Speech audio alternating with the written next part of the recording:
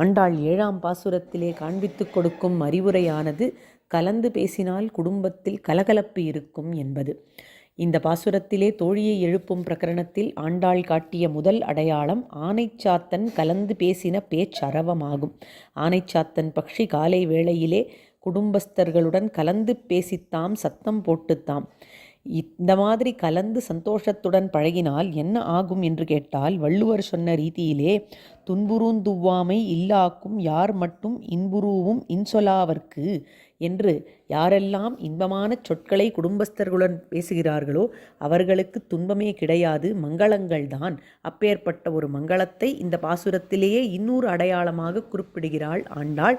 காசும் பிறப்பும் கலகலப்ப கைபேர்த்து என்று சொல்லி, இப்படியாக குடும்பஸ்தர்களுடன் கலந்து பேசினால் கலகலப்பாக அமையும் வாழ்க்கை என்பது இப்பாசுரத்தின் அறிவுரை.